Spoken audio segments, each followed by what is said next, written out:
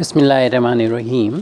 On the demand of Tanuja Malviya, ये problem dynamics की constant motion से रिलेटेड है।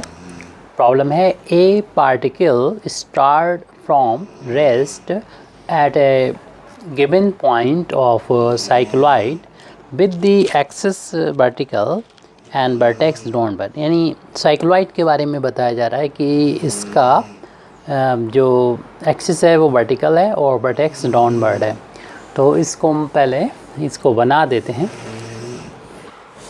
तो इस यहाँ पर हम सबसे पहले एक्सिस ड्रॉ कर लेते हैं, एक्सिस एंड वाई एक्सिस।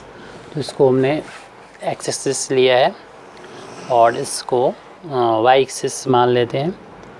और जब साइक्लॉइड का वर्टेक्स को डाउनवर्ड करेंगे तो ओरिजिन को उसका हम मान लेते हैं वर्टेक्स। तो वर्टेक्स को डाउनवर्ड करेंगे तो इसका बेस ऊपर पहुंचेगा, तो बेस ये ऊपर मान लेते हैं और वर्टेक्स को डाउनवर्ड दिखा देते हैं साइक्लॉइड का। एक साइक्लॉइड कंसीडर कर लीजिए और ये सिमेट्रिकल होता है, जैसा कि एक्सिस वाई एक्सिस के राइट हैंड साइड होता है वैसे लेफ्ट। दूसरा बना देते हैं, थोड़ा सा गड़बड़ ठीक से नहीं बनाया यहाँ पर। तो एक साइक्लॉइड हमको यहाँ पर बनाना है। तो ये साइक्लॉइड का वर्टेक्स को हमें डाउनवर्ड रखना है। वर्टेक्स को हमने डाउनवर्ड कर दिया और इसको जैसे कि पहले बताया, इसको ओरिजिन हम कर देंगे। ओरिजिन से जाने वाली दो लाइन लेंगे, एक एक्स एक्सिस और दूसरी वाई एक्सिस। तो ये वाई एक्सिस को वर्टिकल मान लेंगे। तो इसका जो एक्सिस है, एक्सिस मींस जिसके दोनों साइड एक ही तरह से हमारा साइक्लॉइड रहे, तो ये इसकी एक्सिस हो जाएगी। जिस सिमेट्रिकल होता है एक्सिस, वाई एक्सिस सिमेट्रिकल है। और यहाँ पर बोला गया है कि एक पार्टिकल स्टार्ट करता है रेस्ट से गिवन पॉइंट ऑफ साइक्लॉइड। तो हमने मान लिया कि ये पॉइंट हम ए और ए डैश अगर बोल दें, तो इस पॉइंट को जहाँ से स्टार्ट कर रहा है वो पॉइंट पार्टिकल स्लाइड करना स्टार्ट कर रहा है, वो पॉइंट वी ले लेते हैं। और स्टार्ट करने का मतलब यहाँ पर इसकी जो वेलोसिटी होगी, इसको हम इनिशियल वेलोसिटी अगर यू से डिनोट करें तो इनिशियल वेलोसिटी 0 के बराबर है गिवन पॉइंट ऑफ साइक्लॉइड। यानी वो पॉइंट हमने गिवन पॉइंट वी ले लिया विद, और इसके बाद हम पढ़ चुके हैं। इसके यहाँ से प्रूव करना है, prove that it falls through 1/n of the vertical distance to the lowest point in time this. तो हमसे ये बोला गया है कि जो अभी इसकी डिस्टेंस है, वर्टिकल डिस्टेंस होती है, यानी वाई एक्सिस के पैरेलल, जैसे कि वो वाई एक्सिस को हमने वर्टिकल डायरेक्शन में माना है। तो इस इनिशियल डिस्टेंस बी की, यानी इस एक्सिस से जो ऊंचाई है वो पार्टिकल की ऊंचाई h के बराबर ले लेंगे। और कहा जा रहा है ये अभी ये फॉल करेगा, नीचे गिरेगा, इससे स्लाइड करेगा, फिसलेगा, जिसमें कोई भी फ्रिक्शन नहीं है, स्मूथली गिरेगा। और माना कि इसके किसी पॉइंट पर आता है। इस पॉइंट को यूजुअली हम कोई सी से डिनोट करते हैं, तो हम उस पॉइंट को D ले लेते हैं। तो D तक आता है और इसकी वर्टिकल डिस्टेंस यहाँ पर बताई गई है। यानी इस पॉइंट को अगर हम कुछ नाम दे दें, तो माना कि ये L पॉइंट है और इसको हम कुछ और ले देते हैं LM। तो ये डिस्टेंस बताई गई है, इस डिस्टेंस का 1/n है, क्योंकि ये बोला है falls through 1/n of the vertical distance. यानी शुरुआत यहाँ से करनी है। ये पार्टिकल यहाँ से हमें टाइम को देखना है कि वर्टिकल डिस्टेंस जो भी थी शुरुआत की, उसकी 1/n जो कि हमने इसको यहाँ पर लिया है, अभी हम लिख भी देंगे इसको। और to the lowest point, lowest points का हम लोग जानते हैं ये इससे नीचे कोई पॉइंट नहीं होता है। अगर हम किसी साइक्लॉइड को वर्टिकली डाउनवर्ड रखते हैं तो इसका जो वर्टेक्स होता है वही लोवेस्ट पॉइंट है। लोवेस्ट पॉइंट यानी इस पॉइंट से D से और O तक जाने का जो टाइम है वो हमको फाइंड करना है, प्रूव करना है। ये टाइम जो होगा 2√A/g sine inverse 1/√n, where A is the radius of the generating cycloid. यानी जनरेटिंग साइक्लॉइड की रेडियस अगर A लेंगे तो उसका इक्वेशन कैसा हो जाएगा, और इसके बारे में अगर डिटेल में जानना चाहते हैं कि रेडियस ऑफ जेनरेटिक साइक्लाइड क्या है तो अलग से डिमांड कर दीजिएगा। फ़िलहाल अभी हम ए जिसके जनरेटिंग सर्किल की रेडियस ए होती है उस साइक्लाइड के इक्वेशन हम लोग लिख देंगे, यूज़ करेंगे, यहाँ पर वो मैटर नहीं है। और हमें टाइम प्रूव करना है कि डी से लेके ओ तक का टाइम क्या होगा, क्योंकि बी से लेके डी तक का टाइम भी इतना ही होता है। इसलिए कुछ स्टूडेंट जो है ये गलती कर जाते हैं कि बी से डी तक का टाइम निकाल देते हैं और आंसर भी यही आ जाता है, तो वो समझते हैं कि ठीक है। तो इस पर थोड़ा ध्यान देना होगा कि डी से पूछा जो गया है वो डी से लोवेस्ट पॉइंट जो कि ओ है यहाँ तक का टाइम पूछा है, यानी इस डिस्टेंस का 1/n जो कि ये डिस्टेंस होगी और यहाँ से यहाँ तक का टाइम निकालना है, ये थोड़ा समझना ज़रूरी है। अब हम अपनी प्रॉब्लम को जो अभी बनाया है फिगर्स को यहाँ पर लिख भी देते हैं, फिर उसके बाद इसको स्टार्ट करते हैं मैथमेटिकली। तो लेट द पार्टिकल, थोड़ा लिखना भी ठीक रहता है, पार्टिकल स्टार्ट्स, जैसा कि क्वेश्चन में बताया गया स्टार्ट करता है किसी पॉइंट से, उस पॉइंट को हमने बी ले लिया है। स्टार्ट फ्रॉम द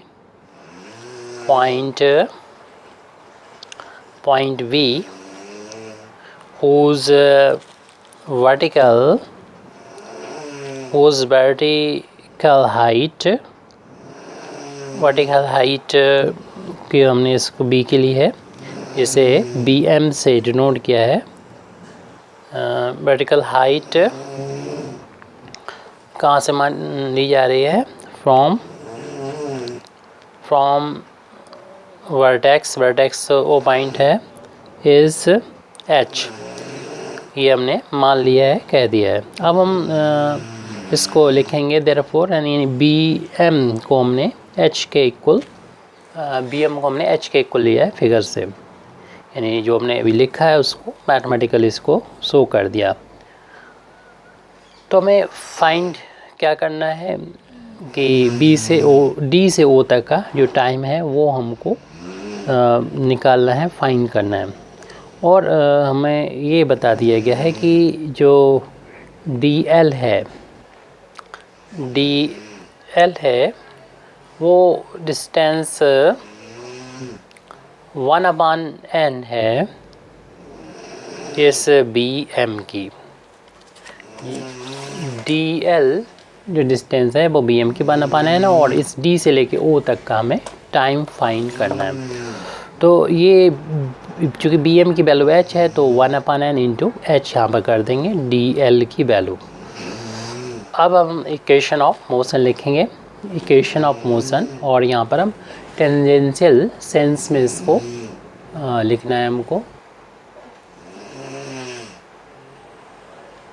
यस, तो नाउ द इक्वेशन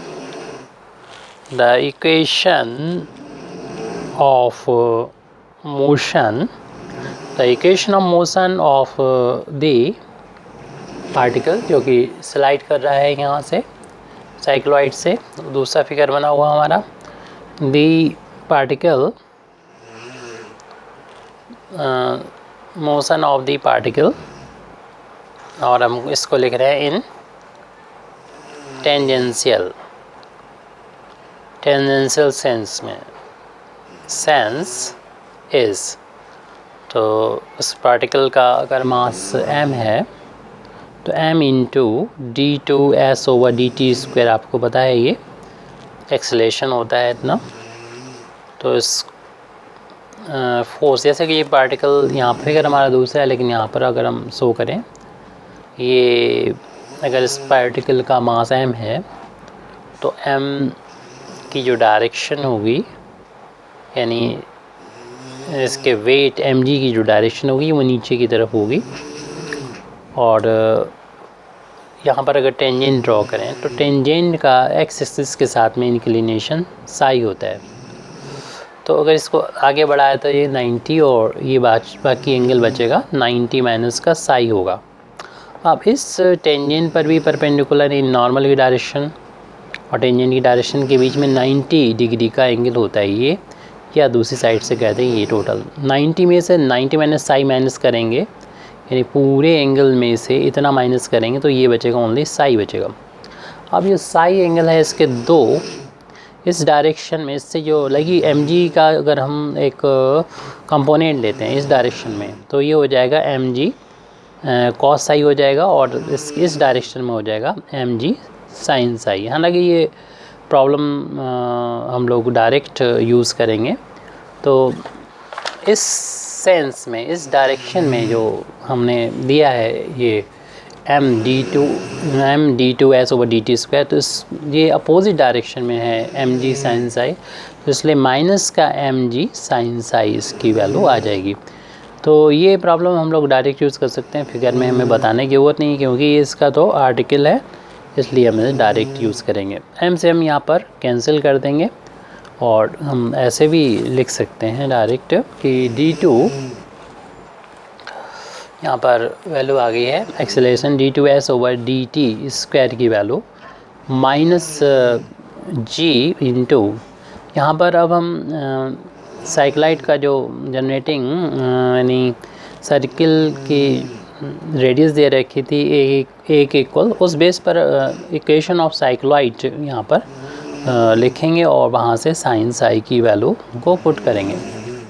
तो since equation of cycloid given cycloid is s is equal to 4a sine psi, ये s और साई में इक्वेशन है, इंट्रिंसिक इक्वेशन है साइक्लॉइड की जब जनरेटिंग सर्किल की रेडियस a दे रखी होती। यहाँ से अगर हम साइन साई की वैल्यू निकालें तो s/4a के इक्वल आ जाएगी, ये वैल्यू यहाँ पर पुट कर देंगे तो d2s/dt² इज इक्वल टू हो जाएगा -g इंटू s/4a। g और 4a कांस्टेंट है, s यहाँ पर वेरिएबल है।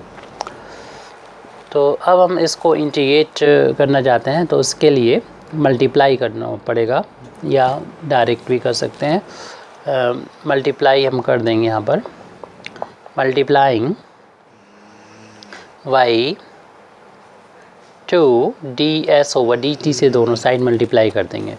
तो इस तरफ दोनों साइड ये मल्टीप्लाई करेंगे तो 2 times ds/dt into d2s/dt² is equal to minus g/4 तो कांस्टेंट बाहर लिख दें, ये वाला जो मल्टीप्लाई कर रहे हैं हम 2 को यहाँ लिख दें, s को वहाँ से ले लें और ds/dt ये लास्ट में इसको लिख दें। अब हम इसको इस तरीके से भी लिख सकते हैं कि अगर हम डिफ्रेंशिएट करें ds/dt के होल अब स्क्वायर का तो पावर आगे जाएगी और जितनी भी पावर होगी इसमें एक कम यानी एक पावर वाला ये, और फिर इसका दोबारा से डिफ्रेंशिएशन जो कि ये रखा है, यानी इसको ऐसे लिख सकते हैं।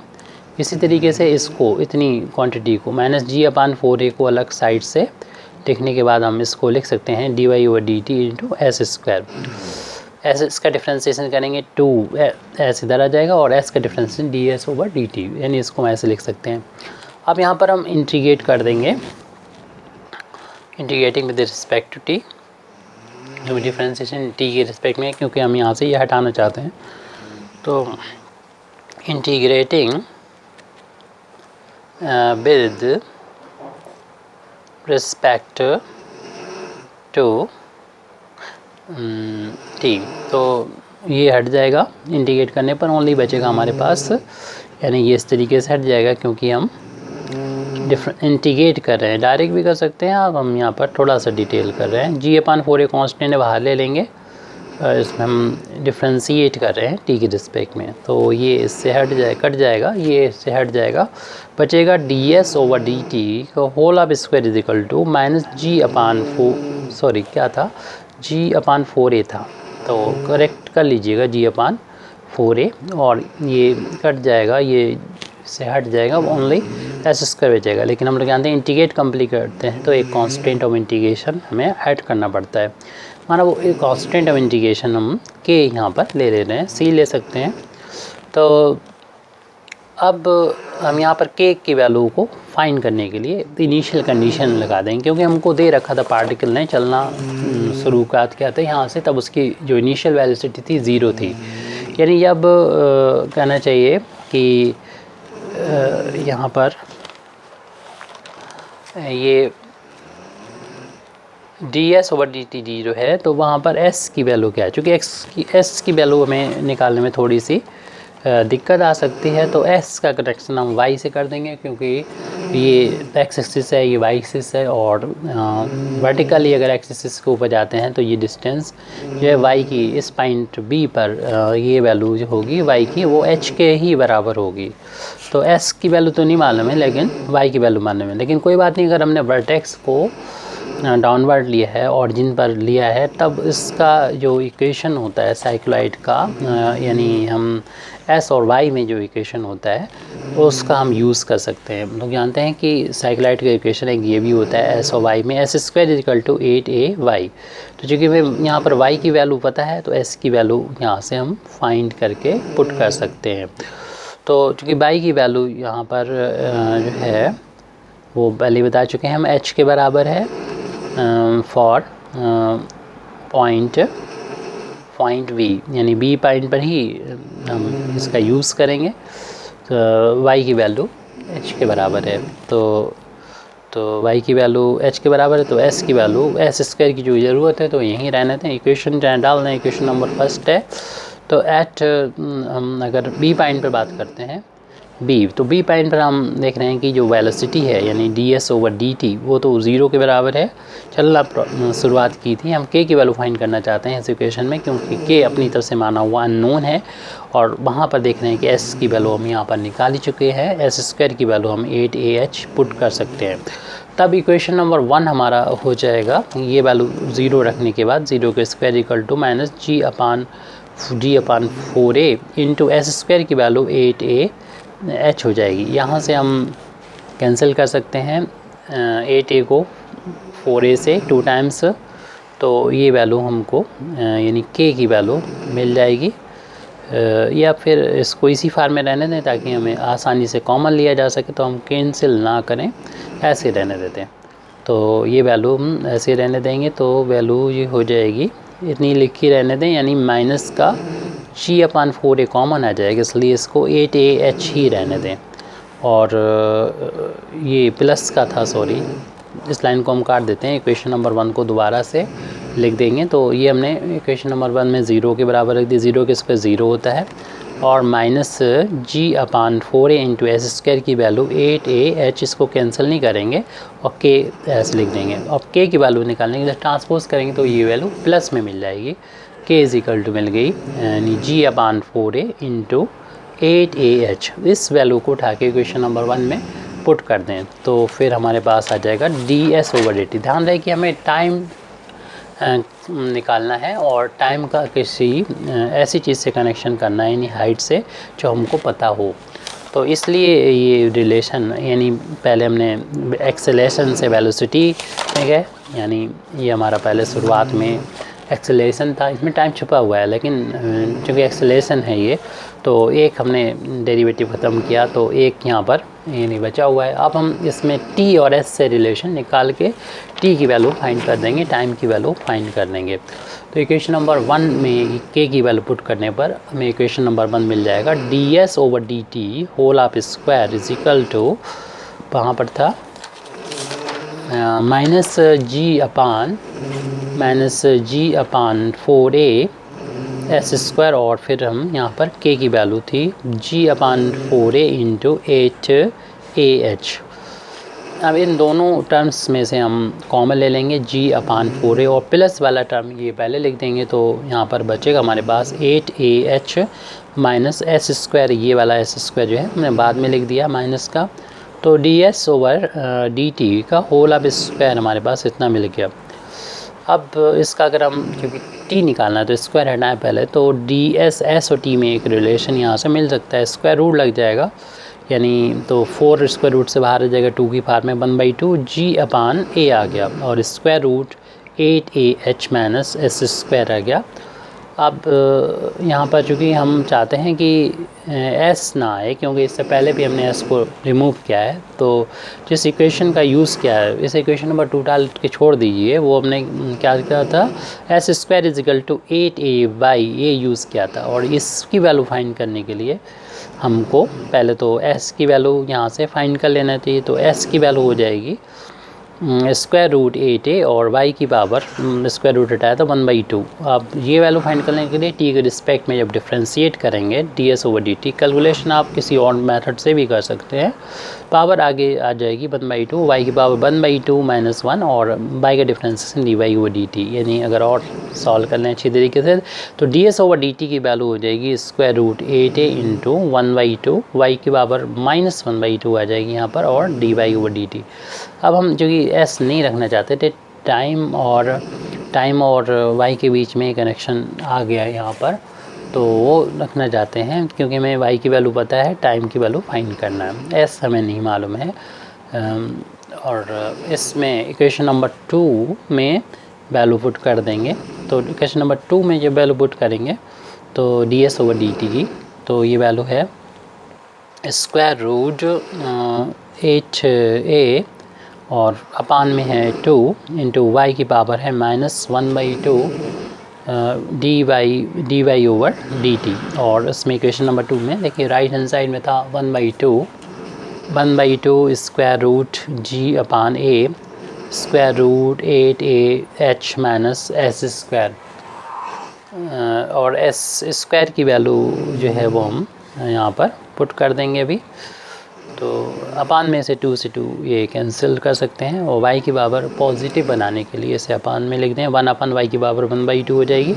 स्क्वायर रूट 8 है अपन यहाँ पर चल रहा था, उसको हमने यहाँ पर लिख लिया है, और फिर dy/dt और square root g upon a, और यहाँ पर 8ah माइनस एस स्क्वायर, चूँकि एस स्क्वायर की वैल्यू 8ay के इक्वल होती है, तो यहाँ पर पुट कर देंगे 8ay, क्योंकि हमने y और t में रिलेशन निकालना है। रीज़न बता दिया कि s की वैल्यू हमें नहीं मालूम होगी, o पॉइंट पर तो मालूम होगी, लेकिन d पॉइंट पर निकालने में दिक्कत आएगी, तो डायरेक्ट हमें d पॉइंट पर y की वैल्यू मालूम है, इसलिए इसको हमने एस स्क्वायर को रिप्लेस कर दिया y से इस रिलेशन के अकॉर्डिंग, क्योंकि साइक्लॉइड पर इनमें ये रिलेशन होता है, साइक्लॉइड का इक्वेशन भी होता है ये।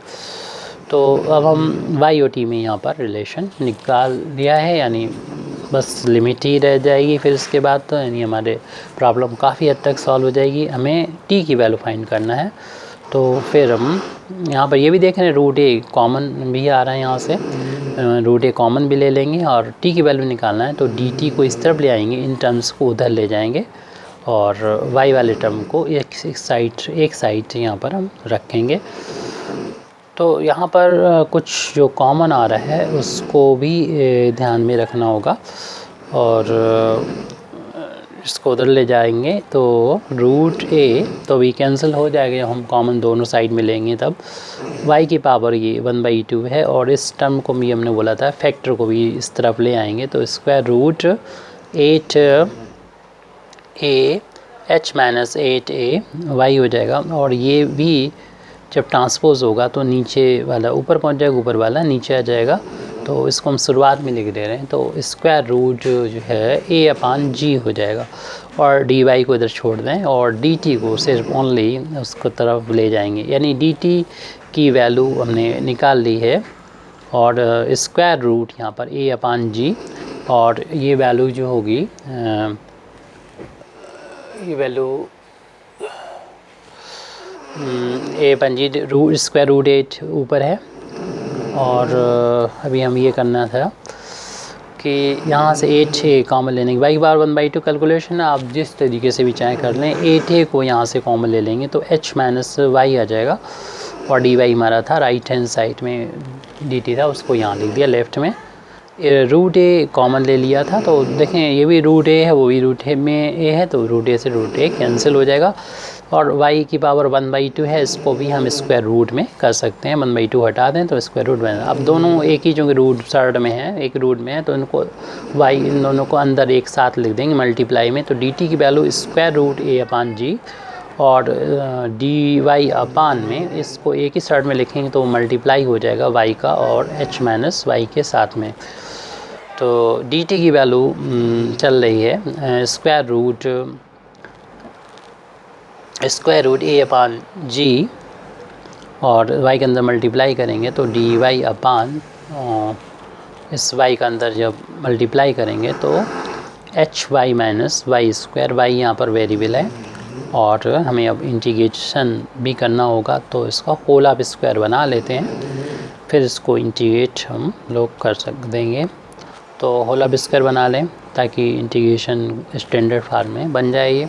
और होल ऑफ स्क्वायर बनाने के लिए हम लोग जानते हैं कि वाई स्क्वायर का जो कोएफिशिएंट है +1 करना चाहिए, तो इन दोनों में से माइनस का कॉमन ले लें तो वाई स्क्वायर प्लस हो जाएगा और एच वाई माइनस हो जाएगा। अब इसको होल ऑफ स्क्वायर बनाने के लिए वाई का जो वेरिएबल है उसका कोएफिशिएंट देखेंगे, एच है, उसका हाफ का स्क्वायर ऐड करेंगे और सब्सट्रैक्ट करेंगे। तो dt की वैल्यू ये चल रही है, तो अगले पेज पर हम देख रहे हैं कि dt की वैल्यू है स्क्वायर रूट ए अपान जी।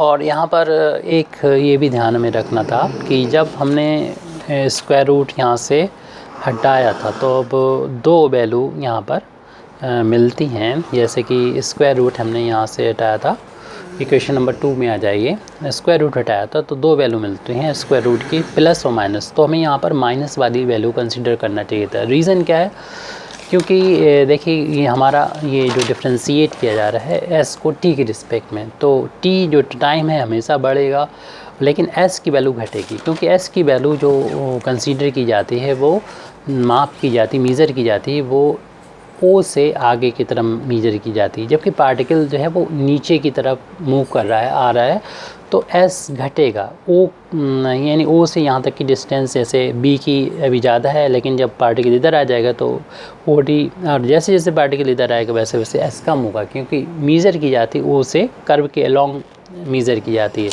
तो जब डिफ्रेंशिएशन में एक क्वांटिटी जो है वो घटे और दूसरी बढ़े तब साइन उसका निगेटिव होता है, तो इसका साइन निगेटिव हमें कंसीडर करना था। तो ये जहाँ जहाँ करेक्शन है वो हमें करना पड़ेगा, ये एक प्रॉब्लम रहेगी। क्वेश्चन नंबर 2 में जो वैल्यू डाली तो वो यहाँ पर भी हमें फिर करना पड़ेगा माइनस, हालांकि ज़्यादा इफेक्ट नहीं पड़ेगा, माइनस अब आराम से हम लोग लिख सकते हैं। माइनस को राइट हैंड साइड में ट्रांसपोज किया तो ये वाला जो साइन है वो माइनस चलेगा, ये वाला साइन यानी यहाँ पर माइनस चलेगा। तो ये एक थोड़ी सी ये दिक्कत आ गई जो आपको करना पड़ेगी करेक्शन, तो इसका साइन माइनस कर लीजिएगा, कोई प्रॉब्लम नहीं है। अगर नहीं कर सके तो बाद में टाइम नेगेटिव तो आता नहीं, पॉजिटिव कर दिया जाएगा, लेकिन ठीक से करें तो ज़्यादा बेहतर रहेगा। तो डी वाई अपान में हाँ जो चल रहा था, हमने कहा होल ऑफ स्क्वायर बनाना है, तो वाई का जो कोएफिशिएंट है एच, उसका हाफ का स्क्वायर जोड़ना और घटाना होगा, वो प्रॉब्लम हमने सॉल्व कर दी है माइनस वाली। तो इसमें y का स्क्वायर है और h अपन वाई, ये टर्म तो लिख दिया, उसके बाद हमें इसमें ऐड करना और सब्सट्रैक्ट करना है, यानी y का कोएफिशिएंट था, h का हाफ किया, h/2 का स्क्वायर ऐड किया और सब्सट्रैक्ट किया, h/2 का होल ऑफ स्क्वायर। शुरू के ये जो 3 टर्म है तो ये तो होल ऑफ शुरू के जो 3 टर्म है ये तो होल ऑफ स्क्वायर बना देंगे, तो dt की वैल्यू हो जाएगी minus square root a upon ji, D Y upon square root, ये तीनों टर्म तो होल ऑफ स्क्वायर बनाएंगे, यानी y फर्स्ट क्वांटिटी का स्क्वायर, सेकंड क्वांटिटी का स्क्वायर h/2, और बीच बिटवीन साइन चूँकि माइनस है तो माइनस आएगा होल ऑफ स्क्वायर माइनस ये h/2, इसी ऐसे लिख दीजिए। ब्रैकेट ओपन करेंगे तो ये टर्म जो होगा वो प्लस हो जाएगी, इससे पहले इसको माइनस को वाले को बाद में लिख देंगे। तो dt की वैल्यू अब आखिरी स्टेज में हमारा क्वेश्चन पहुँच चुका है, a upon ji, D Y अपान ये टर्म प्लस का हो जाएगा h/2 और इस टर्म को माइनस में लिख देंगे y माइनस h/2 को होल ऑफ स्क्वायर। इस तरीके से हमने dt और इसमें स्टैंडर्ड फॉर्म बदल दिया। अब इंटीग्रेट करके हम वैल्यू को निकाल लेंगे। अगर हम रिक्वायर्ड टाइम निकालना चाहते हैं तो y का चूँकि हमने कनेक्शन इसके साथ में कर दिया है, तो फिगर देखिए हमें टाइम निकालना है यहाँ से लेके यहाँ तक का, चूँकि हमने dl की वैल्यू यानी y की इस d पॉइंट के लिए जो y की वैल्यू है वो पहले ही निकाल के रखी है, ये है यानी h अपान, इसे ऐसे भी लिख सकते हैं h अपान n लिख सकते हैं, 1/n है, h अपान n कर देंगे और इस पॉइंट पर y की वैल्यू 0 के बराबर होगी, क्योंकि हमें टाइम निकालना d से लेके o तक का टाइम, क्योंकि इस पॉइंट के कोऑर्डिनेट 0,0 होते हैं तो y की वैल्यू यहाँ पर 0 है, और इस d पॉइंट पर जो y की वैल्यू है वो मालूम है dl के बराबर है, जो h अपान n है। तो यहाँ से यहाँ तक का टाइम निकालना है, यानी अगर हम अब निकालना चाहते हैं द रिक्वायर्ड टाइम। तो ये टाइम यानी तो हमें इंटीग्रेट करना होगा डी टी को फ्रॉम पॉइंट डी से शुरुआत करनी है टू पॉइंट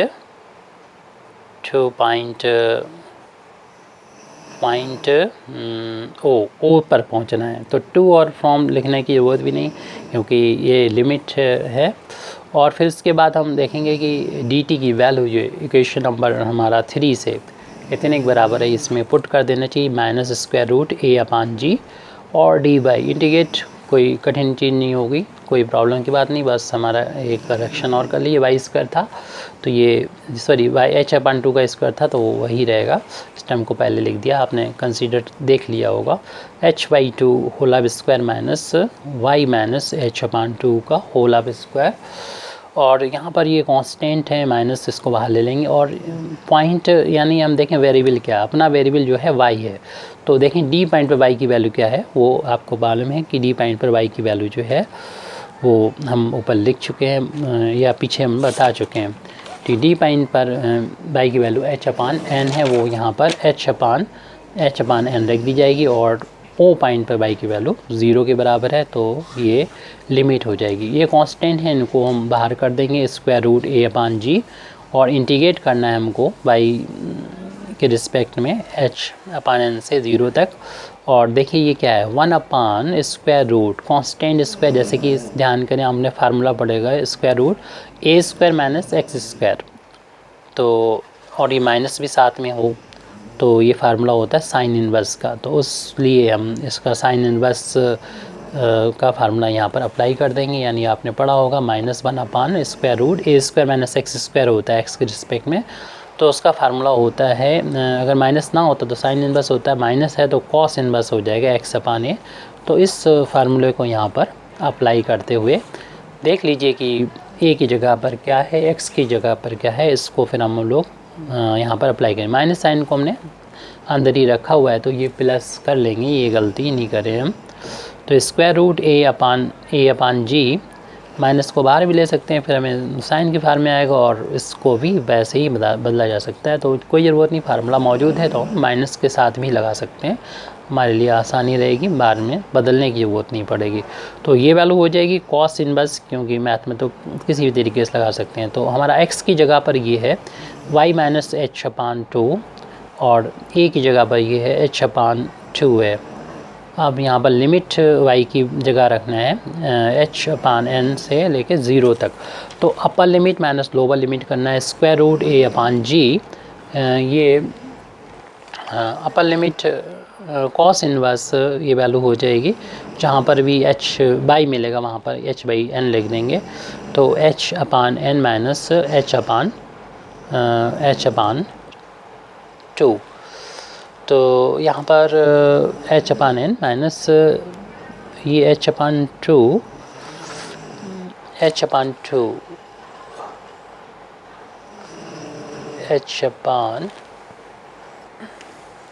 तो यहाँ से ये h/2 था और पान में भी ये h/2 था। माइनस फिर कॉस इनवर्स आपकी जो कि h/y की वैल्यू 0 हो जाएगी यहाँ पर। तो y की वैल्यू 0 रखने पर ओनली बचेगा माइनस h/2 बचेगा, अपान में भी ये h/2 है। तो ये क्लोज हो जाएगा और ये पूरा चूँकि सेम है तो कैंसिल हो जाएगा और ये वैल्यू माइनस के 1 आ जाएगी। तो इसकी वैल्यू आ रही है स्क्वायर रूट, यानी ये हमारा रिक्वायर्ड टाइम चल रहा था, जो हमें टाइम निकालना था, √a/g और कॉस यहाँ पर वैल्यू हो जाएगी